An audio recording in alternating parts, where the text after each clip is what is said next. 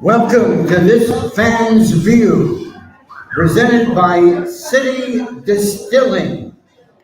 Tonight, we celebrate our 250th show. Thank you all for being here at Hanrahan's Irish Pub. It's going to be a great show. Lauren, John, Carl, take it away. I got chills. I don't know about you. Can I get a do-over? I got chills. I can tell you that much right now. I feel like I'm walking to the plate with a 34 ounce. And I don't mean beer. Yeah. Hey, welcome everybody. It's I don't even know where to start. John's got goosebumps. I got goosebumps. You know, this man has been legendary in the city of Philadelphia for a very long time. As I mentioned earlier, he's got a huge contingent right out here from Drexel. Let's give him a big hand.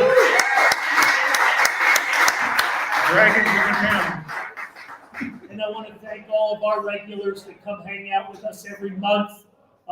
As you see, we're celebrating a pretty good number. 250 shows. Somebody reminded me, a couple of weeks ago that, it's a big deal. And I guess we don't look at it like it's a big deal, but John and I, we put a lot of time and energy into this. We got a lot of great help. My daughter Lauren will be walking around with the mic. Our interns, Henry and Emily, her parents made the truck from the Northeast. You guys didn't use 95, did you? No. Right, That's why they're here. But again, I want to thank Jimmy Clark for, extending, us this opportunity. And all of you for coming out. We've got some exceptional raffle prizes that we're giving away tonight. Everybody gets 2 free raffle tickets. Feel free to dig deep. They're $1 a piece. CCC Charities is doing some phenomenal things. We just partnered up with the Ardmore Food Bank. There's a lot of people that aren't in very good shape, and we need to help them out. So we got a lot of things going on, and if you can help us, we're going to help them. So there's some beautiful prizes over here. There is a Mike Schmidt, and not the Mike Schmidt. It's the other Mike Schmidt. Shadow box, come on, somebody's going to take that home tonight. JT Realmuto, autograph 11x14 frame photo. Somebody's taking that home tonight. All right, so let's have some fun. I'm going to turn it over to John. We're going to have Dan answer a few questions, and feel free to ask. Take it away, John. All right, Dan, last time we had you, it was right before the Phillies went to the World Series. How was that run for you? And was it unexpected a little bit? But I mean, how much of enjoyment was that for you being there and enjoying the whole thing? Well, it was great. The Phillies have been in existence for 140 years, John and Carl, and starting in 1883. And all of that time, of course, the World Series didn't start till 1901. That's when the American League started. Right. But in their 140-year history, the Phillies have been to 8 World Series.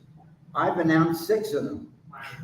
I announced the World Series in 1980, 1983, 1993, 2008, 2009, and 2022. And John and Carl, if you would permit me, I would like to acknowledge the wonderful group here from Drexel University Athletics. Over the years, and by the way, I didn't announce the World Series in 1915 or 1950. You would have extended the streak if you did. I was 4 in 1950. But I've had the good fortune to work for so many wonderful organizations in this city. First and foremost, the Philadelphia Phillies. Mm-hmm. the Philadelphia Eagles, the Philadelphia Big Five, Drexel University, Army Navy football, Temple football, Penn football.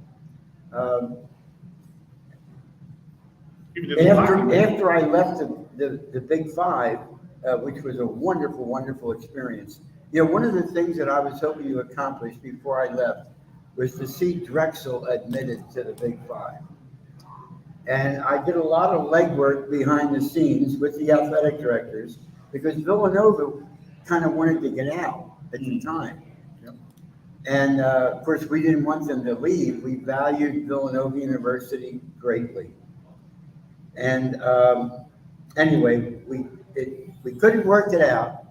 And then when the nice people at Drexel were kind enough to bring me over to join them, I again hoped that I could help in some way behind the scenes to get Drexel into the Big Five.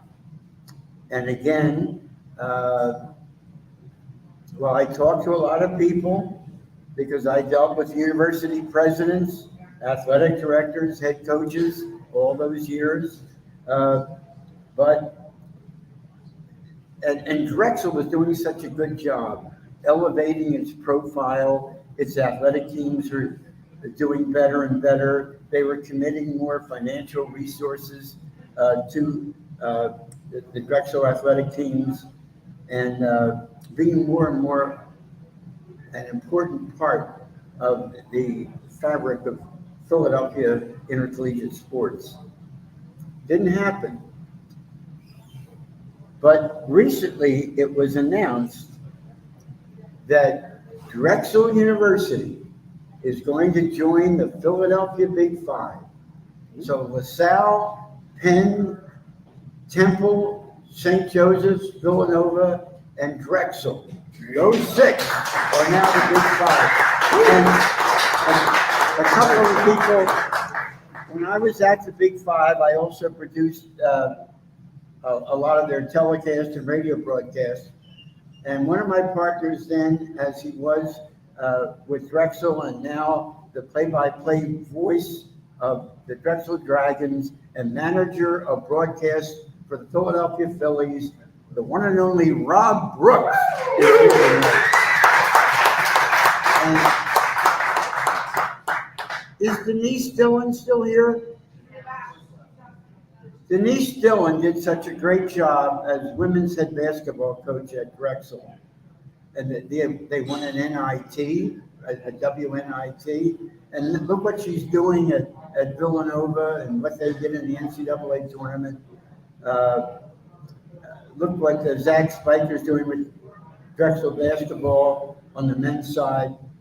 Anyway, Mike Tuberosa, Assistant Athletic Director in charge of sports information, is here tonight. The person who's always had the ear of the athletic director, Kathy Castellanicus, is here over there. He's right by Mike. Mike Rankin.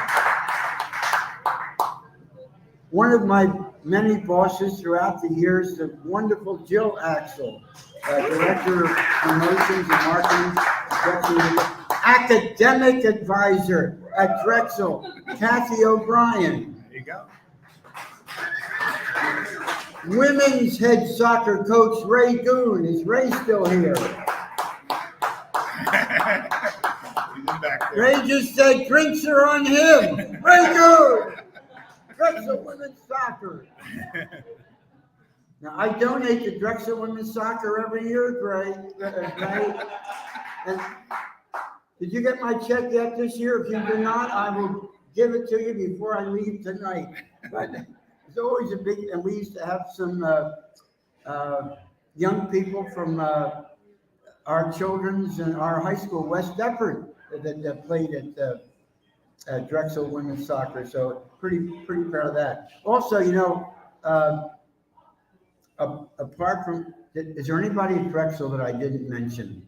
Because I would be with Nick Gannon, Associate Director of Athletics and the Chief Financial Officer for Drexel Athletics, and star of Virginia Lacrosse, Nick Gannon. Nick, thank you for coming tonight. Oh, now, Ray, you can pass along, that to Nick, because he's got more money than all of us. But Nick, He thanks you. It's great to see you. I do a radio show every Monday, as John and Carl are aware, for the last 16 years with my dear friend Merrill Reese, who's part owner of WBCB Radio, 1490 AM, 107.3 FM. Started off with Joe Kerrigan as my partner, former big league pitcher and pitching coach for the Phillies, manager of the Red Sox briefly, and one of his disciples, Pedro Martinez, Hall of Fame pitcher. But it's been a pleasure to work with all these people. Greg Luzinski was my partner for 14 years, and this year co-hosting Mickey Morandini, Tommy Green, and Gary Matthews. So it's a pleasure to do that, but a big pleasure. But Sean Steinbacher and his wife Tara and their uncle Phil come to practically every one of those shows. So I want to thank them for coming tonight. Mike Schmidt also comes to a lot of those shows, and a lot of you do, the O'Briens, and I want to thank all of you. Yep. Now, World Series. How about the Phillies getting to the World Series? I thought it was going to be our year. And when we won game number 1, JT and Carl, I'm going to give you a JT Real Muto introduction. Now batting for the Phillies, number 10, catcher, JT Real Muto. So what do you want them to bid on, Carl? What is it you want? Autograph photo. An autographed photo. Yep. I was going to say, was brought you the Carlos Ruiz jersey, another catcher. We'll get to that one next. But we saw JT Real Mutos, my wife Kathy, the Phillies took my wife Kathy and I. Oh boy, have I been blessed with her as a wife. And with my, she's been a godsend my whole life. We'll be married 49 years this July 13th. And she worked in Phillies marketing and promotions before I did. She started in 71. I started in 72. And and those of you from Delaware County may know of her family, Las Spada's Originals, the great cheesesteaks and steak sandwiches, and my father-in-law was the great barber, Little Joe the Barber from Chester, for 60 years. But Kathy, I thank you for all that you've done, especially the last 3 years when I've had a few medical challenges. We go to 3 or 4 doctor's appointments a week. Even still, I'm going to daily IV antibiotic infusions. Done 1 week, I've got 5 to go, and that's over with. I'm still going strong. Yep. I am the 3rd longest tenured PA announcer in the history of Major League Baseball, 51 years.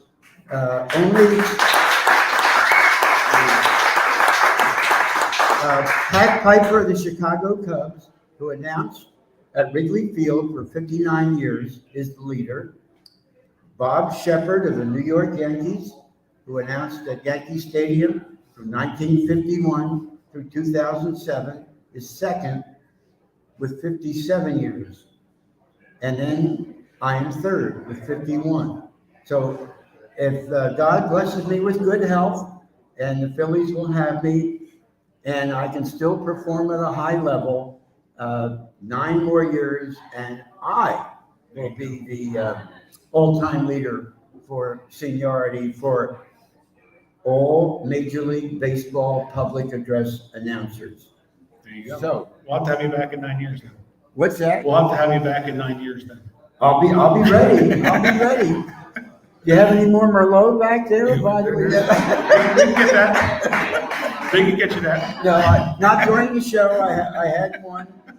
Yeah, this is not vodka or gin. This is water. So don't want to do anything wrong here.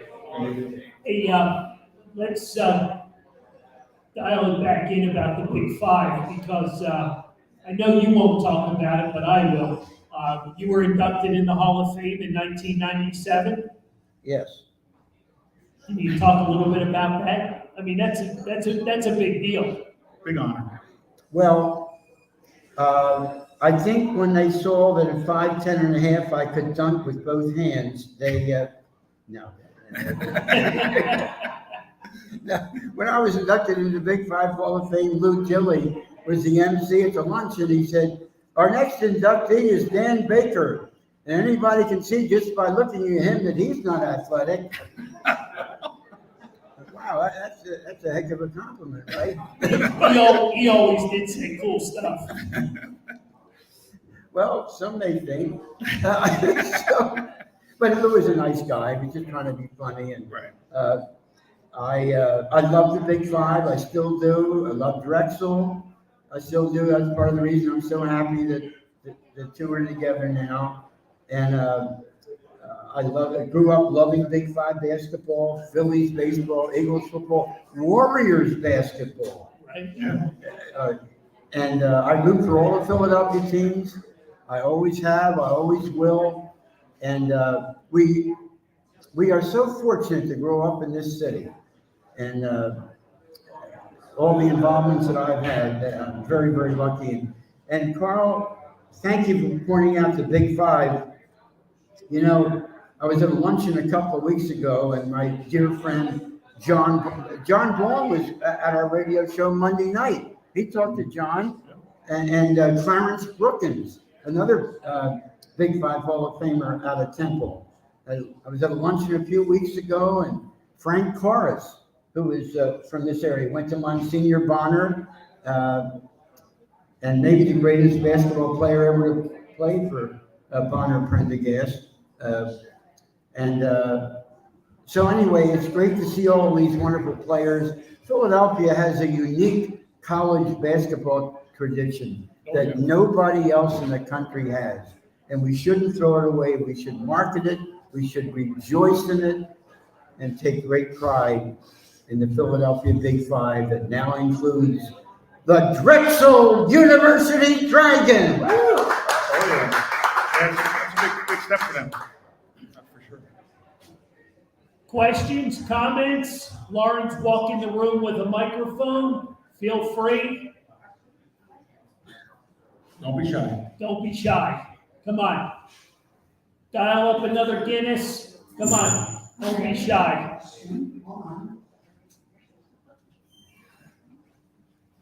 All right, Mr. Baker, thanks for coming out. We would like to hear some more announcements from you. If you could give us 3 of your top favorite Phillies to announce. Well, I'll be happy to. God, there's so many of them. It's hard to pick a few, but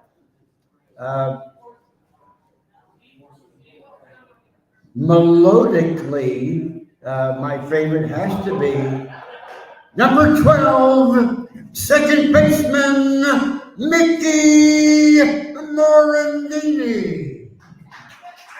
He's a favorite. Now, I like second baseman for some reason. Number 26, second baseman, Chase Utley. Now batting for the Phillies, number 8, second baseman, Juan Samuel.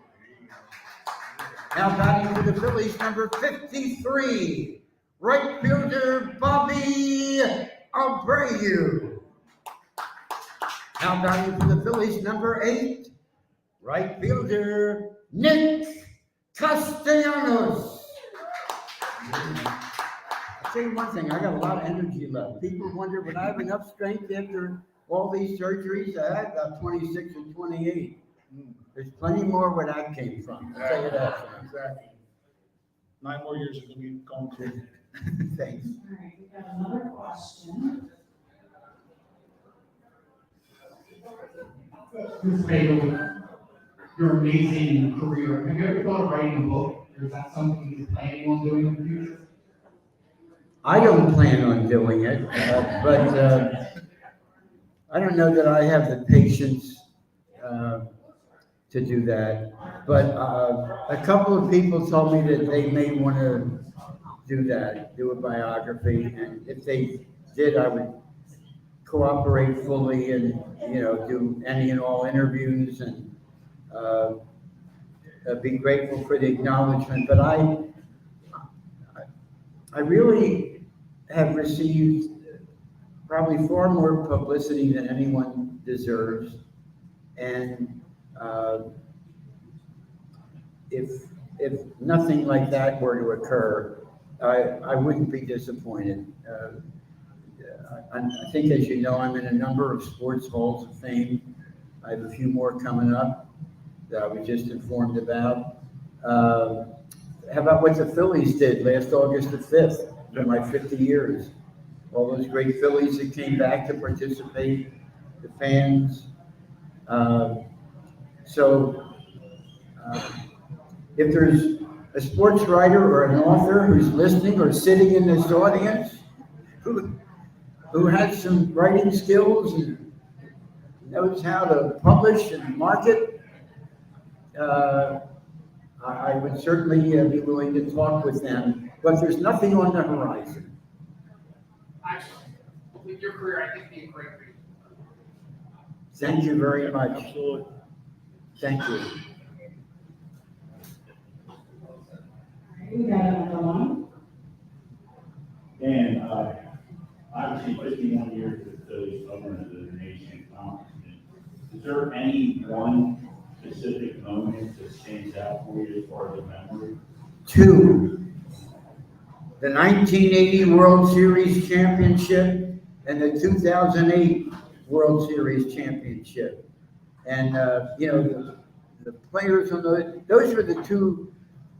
Well, 80 was the culmination of the first golden era of Phillies baseball, in my view, which started around 76 and lasted through 83, when the Phillies went to the World Series again, but that time lost to the Orioles.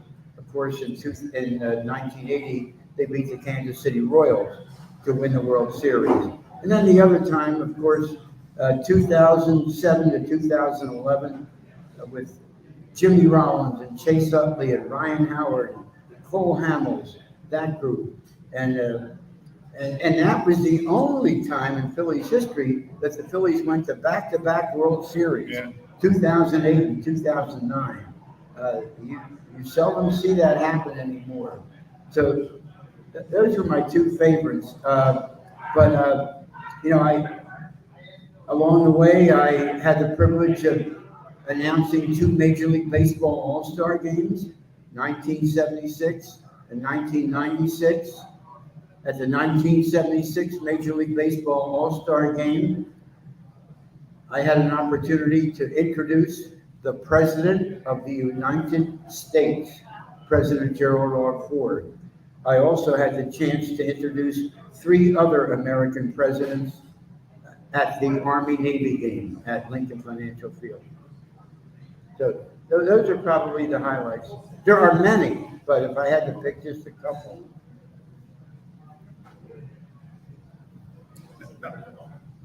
All right. All right. Hang on. Go ahead. Rob Brooks, Andy, the voice of the Drexel Dragons. you worked with a lot of great coaches besides Brew. Give us some stories about a couple of your favorite coaches and people maybe may not know. You worked with all the legends. Oh, wow. John Chaney at Temple was a big favorite, as was Howie Litwack, Jack Ramsey at St. Joseph's, Jim Boyle, Phil Martelli. How about what Jay Wright has done Jay's retired now, but winning a couple of national championships, taking Villanova to 4 Final Fours. When I think of what the coaches, Chuck Daly, who later won a couple of NBA championships with the Pistons. Oh, some of the humorous stories, I'm trying to separate out the ones I can tell and the ones I can't. How about one of each? I don't think I better tell any that I can. But it's been a joy. Philadelphia has been like the cradle of coaches. Oh, yeah. And Speedy Morris, there's a Hall of Famer at LaSalle. And God, there's so many, and I don't want to leave anybody out. Bruiser Flint, Rob, you mentioned Bruiser, and I think you know. Of all the wonderful coaches that I had the privilege to work with, I liked Bruiser as well as anybody. He was such a class act. I like the example that he set for his players. And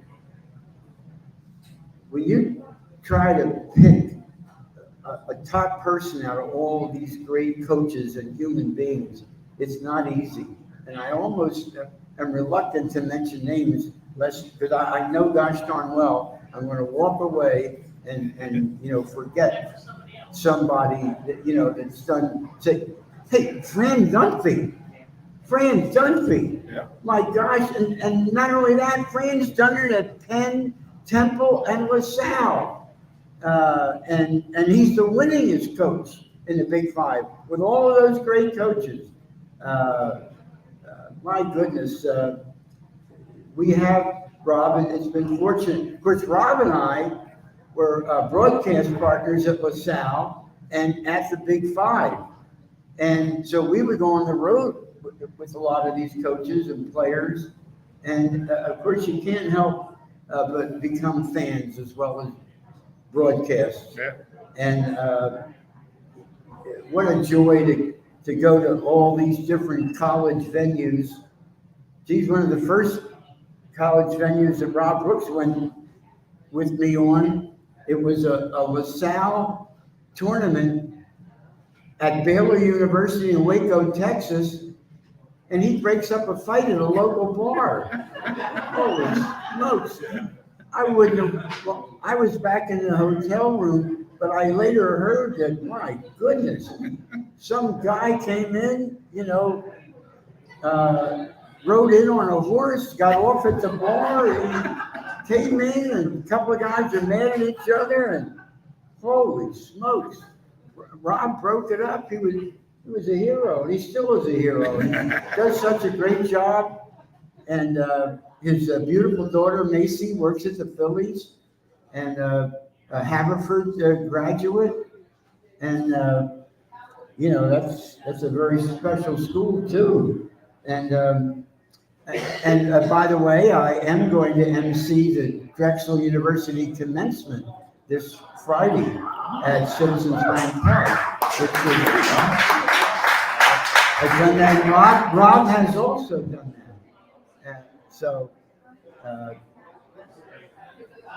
All right, before the show goes any further, with all of Dan's friends in the house, who's got the best Dan Baker story? Come on. Come on, get the microphone. I want to hear it.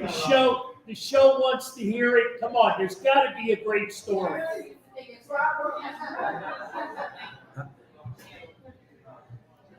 It's hard just picking one, right? So I've told this before, but Dan said we used to do games together. We would drive. It's me, Dan, Scott Graham. We'd all meet. All Jersey guys would all meet. And so a lot of times we would meet. There's a Burger King right off exit 3 of the New Jersey Turnpike. And go 1:30, we're gonna get in the car. We're going up to Florida. So we get in the car. We're good. I can start rolling. We get on the New Jersey Turnpike. About 6 miles up the Turnpike, there's a rest stop. Roy Rogers. We would get off the Turnpike at the Roy Rogers and eat every single time. We were just in a Burger King parking lot. And we get in the car and we go to the Roy Rogers and we eat there. And then Dan would drive, and Dan sort of pushes on the accelerator and he lets off. And he pushes on the accelerator and he lets off. So your ride is kind of like. This is Kevin Stevens and I discussed this and let the drop competitors, if you were talking to Steve in the backseat, it wasn't gonna happen, so it was good. Dan is, I mean, in every game, if you go, there's a kid in the stands or working in the office, and he grew up somewhere in this area.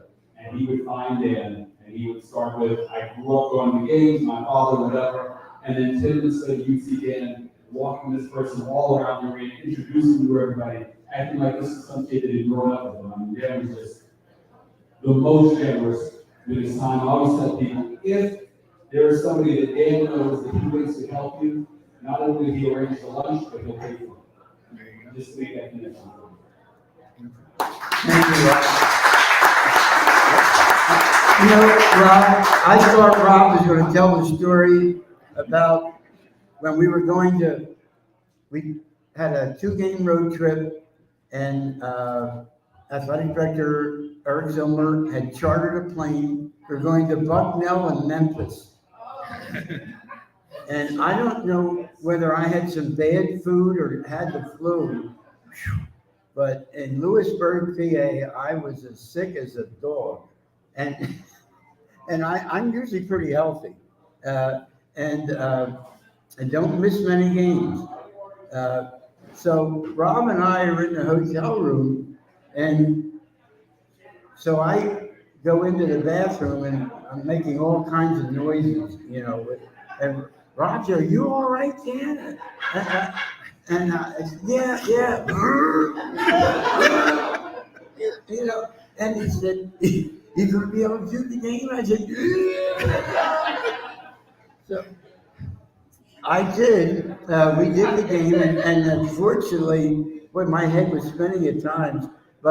And then we were going to get on a charter plane and go to Memphis, and I said, I gotta go because my daughter's there, and she was there with her boyfriend. I can't miss seeing Courtney, and she was an anchor reporter at the CBS affiliate in Rock Island, Illinois. They were coming over to see us, and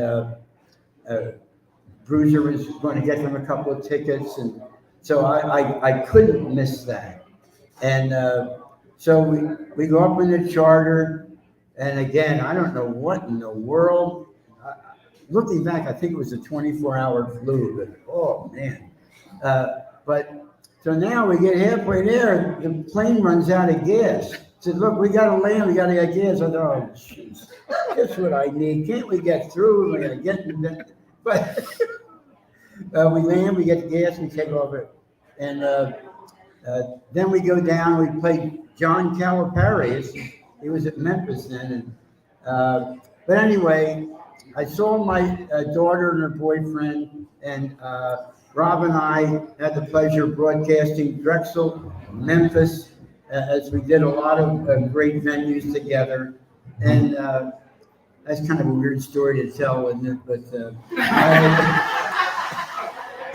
it's something that stuck out in my mind. I am not missing seeing my daughter. There you go. All right, we've hit the halfway point of the show. I just want to remind everybody about the great raffle prizes. If you haven't gotten your 2 free tickets, come up and see Emily and Henry. Feel free to buy some extras. We're doing a big charity drive this month for the Ardmore Food Bank. So just know that all the money's going to a good cause. Couple other things. We're going to do some trivia. First arm up, usually Lauren will identify that person. So we're going to do a rapid fire with some trivia question. I would assume this is on Dan Baker. Well, it's related to Dan, but not about Dan. Soft, but you know what happens with trivia. Oh, I know. They're soft. Everybody should know them. All right. Just that way we can get the trivia out and then get back to great talk with Dan. All right. So we got some great autographed photos of Dan to give out. So let's play our trivia game. All right, here we Yeah, go. if you give the correct answer, you get 1 autograph photo. If you can't guess it, you get 2. There you go. All right, so as Dan had mentioned, he was a public announcement dresser for 2 All-Star games. In 1976, who was the MVP? 76.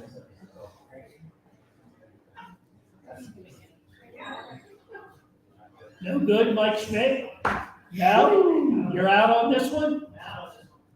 Come on. Steve You're always. Scalish, 1976, Austin, come Oh, on. Steve Scalish is another one. Yeah, there's, another one of your Steve comes to all the regulars. shows. Thanks, Steve, for coming tonight.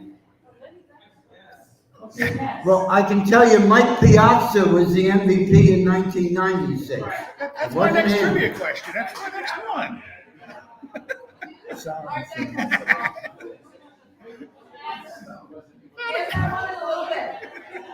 All right, we're gonna take a guess back here. All right. Table full of trouble leaders. You know, George Foster. That is correct. That is correct. Cincinnati Reds, George Foster.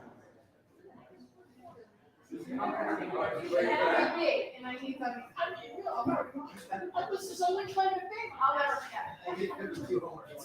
get. Exactly. So do you want to tell the room who George Foster was? George Foster hit 52 home runs for Cincinnati, was the MVP of the National League in 1977.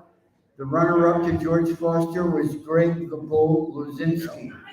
And Greg the Bull Luzinski was also the runner-up to another Cincinnati Red in 1975. Does anybody know who that was? Joe Morgan. Morgan, yep. Yep. Morgan, 176, was it also Morgan? Because For the MVP? for the regular National League MVP, Uh, 76. There was another red, Well, I think Foster was second. might have been Johnny Bench. Yeah, maybe that's. Yep. All right, we also, You scratched off the Mike Piazza. one, I right? scratched that one off, yeah. Yeah. Ask it in a few minutes. Just because nobody will remember in a few minutes. All right, so who was the NLCS MVP in 2009? 2009. Because everybody would know that Paul Allen was in the league. Well, at least one person. Yeah, Ryan Hull? that is correct. That is correct. Number 6, first baseman Ryan Howard. You know? One of my all-time favorites. Yeah. Yep. Oh, is it now? Interesting. Interesting. So, another trivia question. I'm stirring the pot, and I didn't even know there was one. Yep. And who was the NLCS MVP in 1980? Number 9. Okay, and Are you related to Ron Jaworski? then trio. That is correct. There you go. Oh, you got some great trivia questions there. We try here. All right, we'll see how much everybody was paying attention, because this name was mentioned earlier today. Dan and this gentleman have covered baseball since 1916 as a public address announcer. Who is the gentleman's name associated with Dan? One more time. Do you have an answer? Yep. No. In baseball, Dan and this gentleman have been a public address announcer for a baseball game since 1916. One or the other of us has announced a major league game, either regular season or preseason, every year since 1915. Well, yeah, Yeah, well, 1915 was the last year that neither one of us. right. 16 was the first year that this gentleman ever did the public address announcing for a major league game. And he did it through 1974. I started in 72. So our careers overlapped by 2 years. And of course, I'm still doing it. So one or the other of us has announced a game every year in Major League Baseball since 1916. Pat Piper. Pat Piper is correct. All right, he gets half the photo. Better than half, and then the other half back. You got the hat on. Yeah, yep. That's pretty impressive. It's pretty impressive. It's a long time. Yeah. I'll tell you what. One of the things, this fella, this wonderful guy from Wilmington, Delaware, Drew Davis, who's a baseball historian, has done some research and on some Dan Baker trivia minutia. And I've announced over 4,000 batters. I think I've announced something like 75 members of Cooperstown's Hall of Fame. Wow. Great. And of course, that can increase Oh, yeah. each year. But there's he'll tell me things I don't even know. He did this, he did that. Wow. Yeah, it's news to me. Right. I'm grateful to hear it. But what a joy to be at Citizens Bank Park. And you Phillies fans have been wonderful. The support that you gave the team throughout the postseason last year is tremendous. Other teams came in, they knew they were in for a fight Oh, yeah. with your Definitely are. Philadelphia Phillies. Now, I know it'd be too hard to ask you who is your favorite Philly, but who is your favorite non-Philly that's coming to town that you've announced, introduced them? Wow. And that might be. Well, you know what? I can even tell you. I mean, my favorite Phillies. My first favorite Philly was number 36, Robin Roberts. He was the great starting pitcher when the Phillies won the National League pennant in 1950. Remember the Whiz Kids? What he did, he won. Today it's rare for a pitcher to win 20 games in a season. Robin Roberts won 20 games or more for 6 straight years, 1950 through 1955. Today, if a pitcher accumulates a total of innings pitched more than 200, he's considered an Iron Man is right. Robin Roberts pitched 300 innings or more every one of those 6 years between 50 and 55. Dick Allen would be my other favorite Philly, and so Robin Roberts and Dick Allen and my dad, Edward Baker, are my heroes. So that would be my Phillies answer. We've got I'm not gonna call it a new segment, but It's new to some people. it's a good one. It's called the Mattis Minute. It's a rapid fire kind of question and answer for our guests. So, will you play along? Sure. Ari, take it away. All right, our first question. Announcing for baseball, football, and basketball, which is your favorite to watch and follow as a fan? Baseball. But I like them all. It's like, of my 2 wonderful children, I should say our 2, Kathy's and my children, Darren and Courtney, which one is my favorite? I could never choose between. And that's what I used to say when people would ask me about the Phillies and the Eagles. Now I just say the Phillies. No, but I love the Eagles. I root for the Eagles with all my heart. Have you ever announced a visiting player's name incorrectly just to get him flustered? Just to get, no, but I was accused by former Cardinal catcher and manager Mike Matheny of trying to orchestrate the Philadelphia fans against number 7 right fielder J.D. Drew. They said I drew out his name. The people didn't like him, the Phillies fans. or Scott Boras because he tried to circumvent the system and didn't want to sign with the Phillies. So I think it was around 1998 or Yeah. there that he came to Philadelphia with the Cardinals. He held out, he played independent baseball, eventually signed with the Cardinals, and he was a good guy. I don't wish any ill will for any opponent. I want the Phillies to win. I'd rather channel all my energy to a positive direction and help the Phillies any way if I could. And I also believe in sportsmanship. But I felt bad that J.D. Drew was booed as badly as he was. We But didn't feel bad about it at all. Yeah. We moved relentlessly.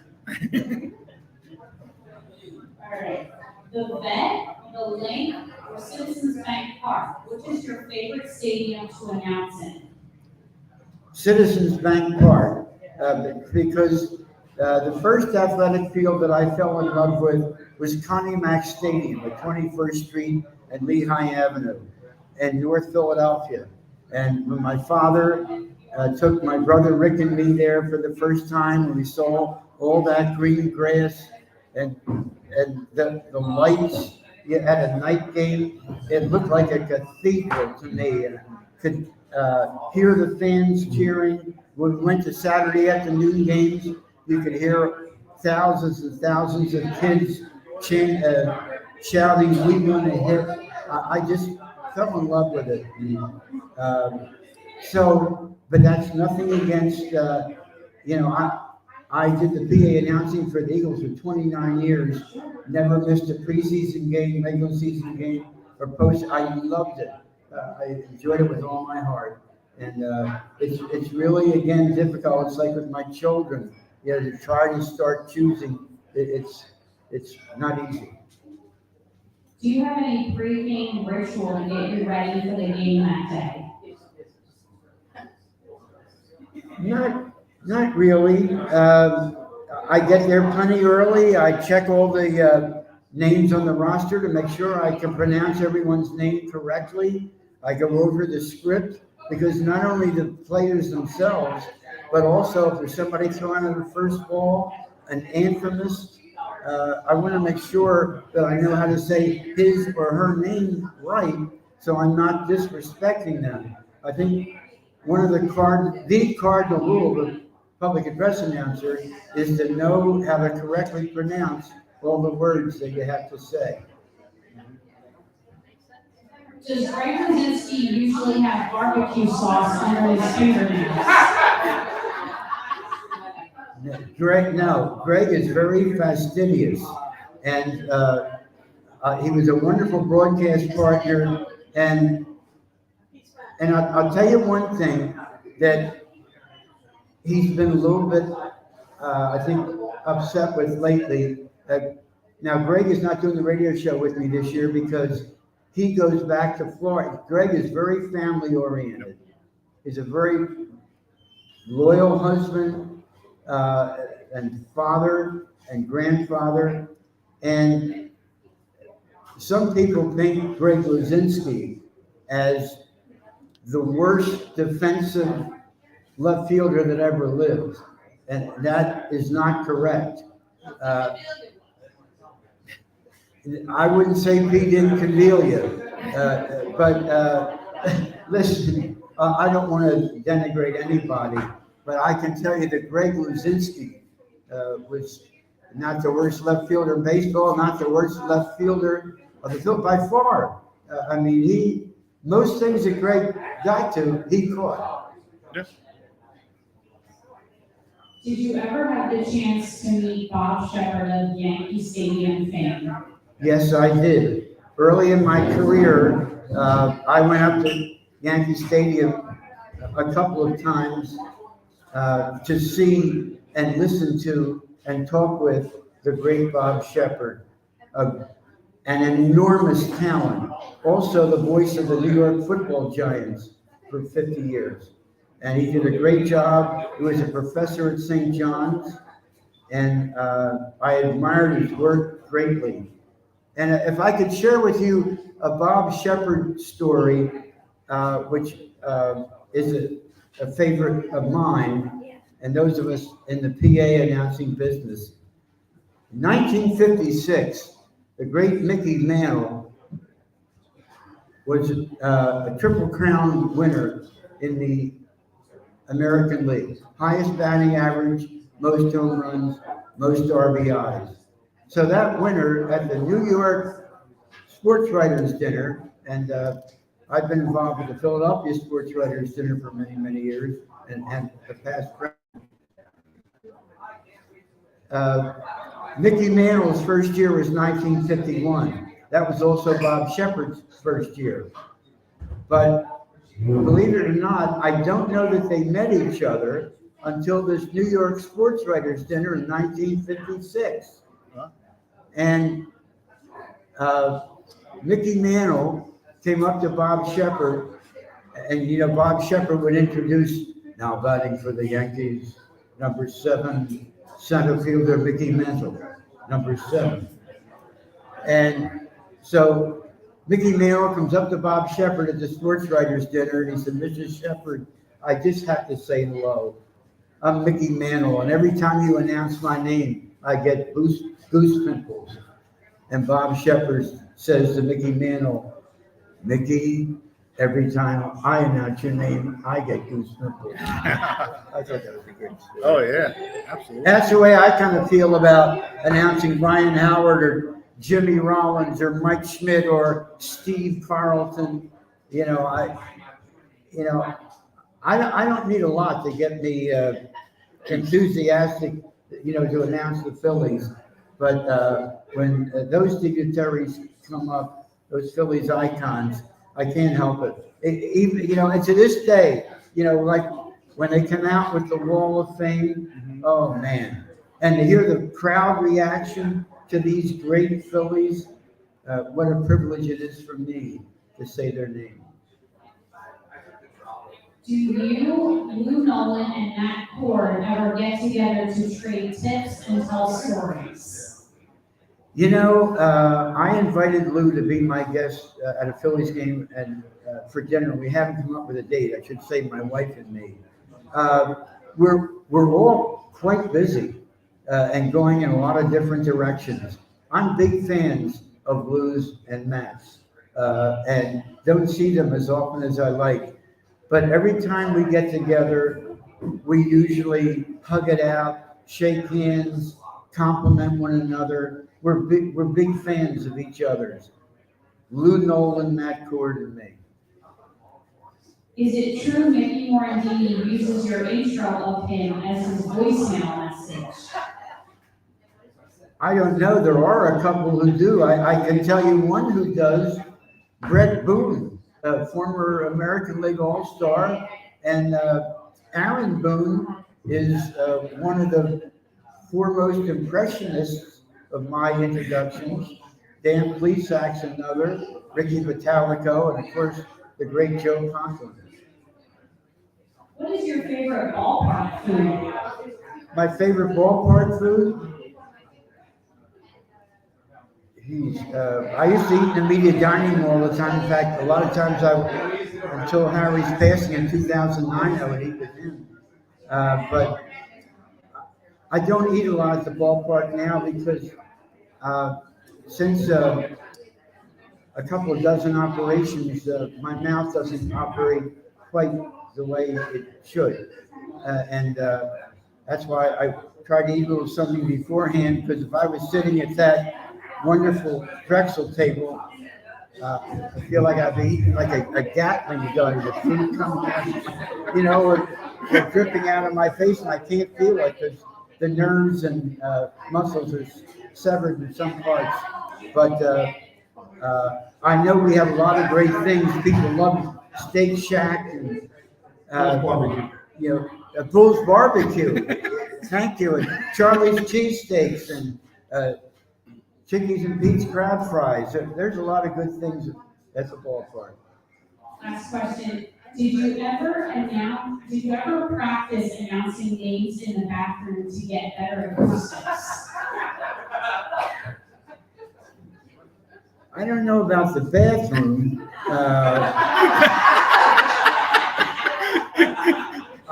Kathy wants you to stop now. All right, thanks for coming, folks. That was the baddest moment. That can't be former Drexel women's basketball great Steph Freisinger is over there. Haven't you played more games than any other Drexel female player? Up until about 10 years ago, yeah. Now we play more games. Great to see you, Steph. What a wonderful program Drexel's put together. Drexel men, women, all the sports. I was so proud to be a part of your staff.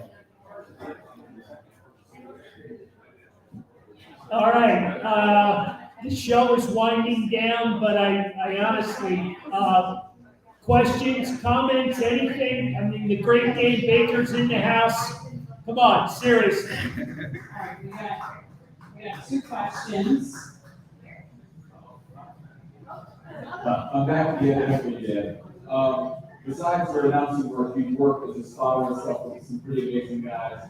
And, maybe you'll tell the story about how you went to Monmouth Park with some announcers who want to go to baseball teams and barely made it back to the game. And with a guy breaking even, sort of.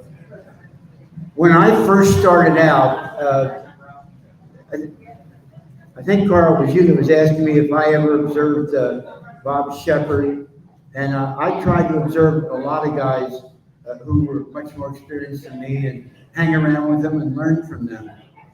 And I became particularly friendly with the St. Louis announcers, Jay Randolph, Jack Buck, Mike Shannon. Unfortunately, Mike just passed away.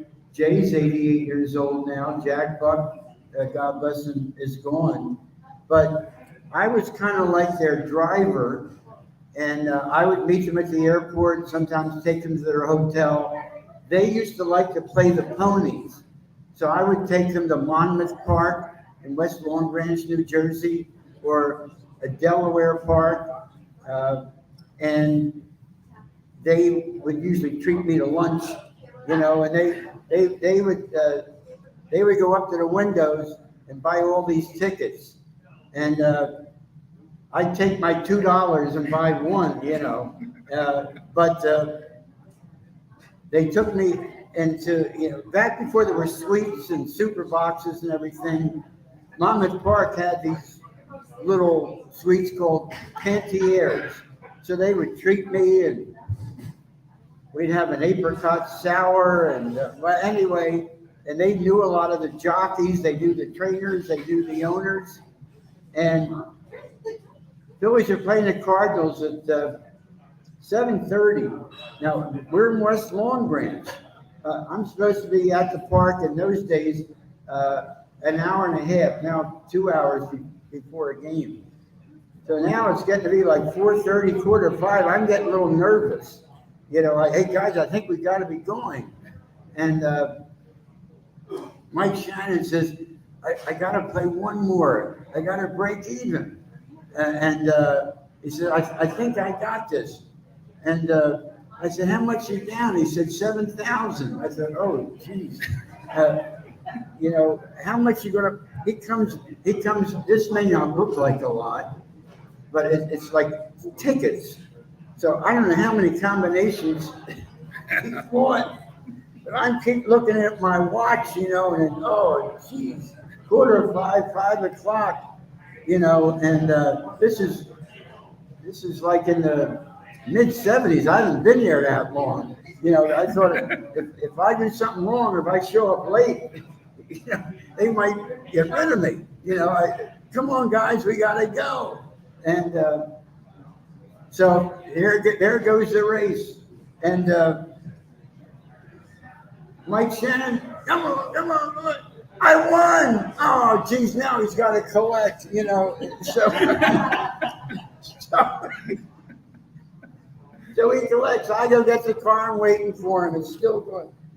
5:15, 5:20. Oh, jeez. This is it. Maybe I'm not going to do any more games. Anyway, they get in the car. We get there. I think we got, thank goodness the games were at 7:30 at that time. I think we got there about 7:25. I ran up to the booth and made it for the first guy. You know, but Jack Buck, Jay Randolph, Mike Shannon, you guys okay? Man, you know. You know. But I learned a lot from them, and I tell Jason, who's with me, a good friend, Jason Berkowitz, who was kind enough to bring my wife and I up tonight, and I always tell Jason and other young people, you know, talk to the people around you. You can learn a lot from them, and I did. I gave so many people, you know, Jay Randolph, Jack Buck, oh my gosh, so many, Harry Callis, Bill Giles, so many people took me kind of under their wing and taught me things. Pat Cassidy, who recommended me for the job. So I think Lauren has another question out there. We do, yes.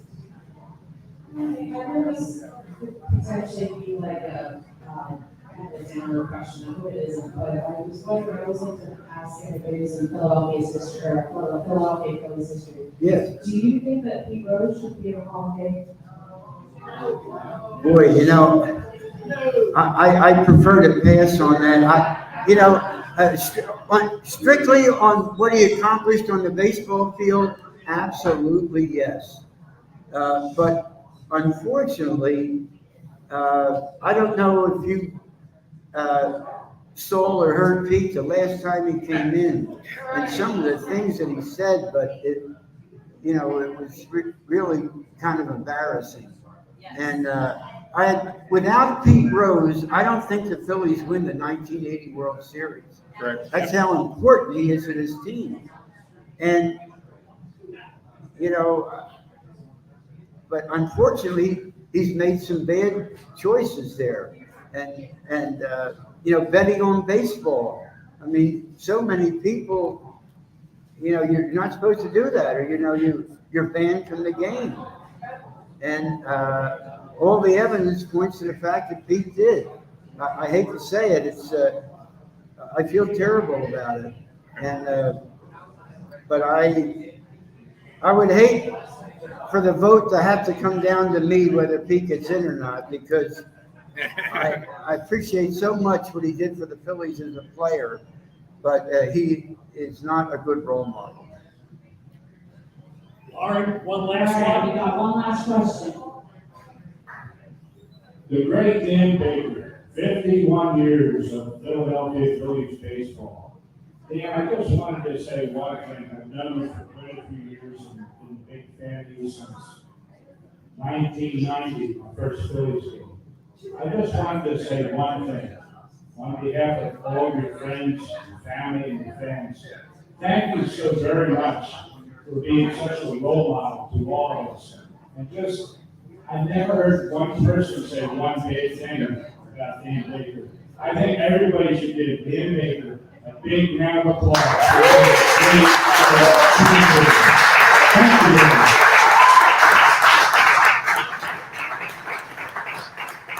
Sean, did I tell you I gave you $50 or $75 to say that? Thank you, Sean. It's very kind of you.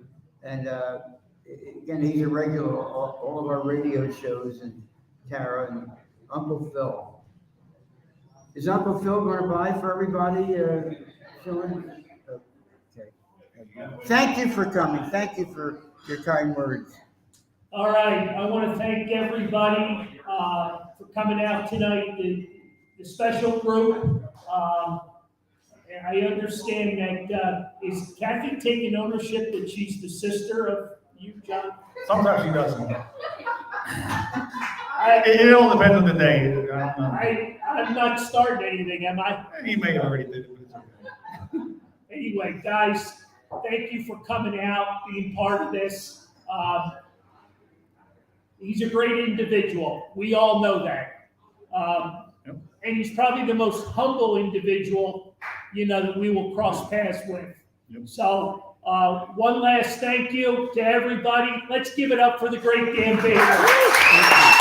Thank you.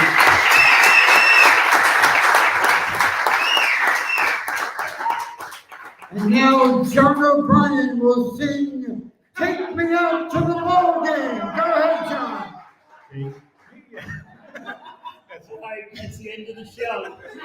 Yeah, there you go. Thanks for that. Thanks everybody for coming out. Thank you, Jimmy Clark, for having us. Our next show is back here July 12th.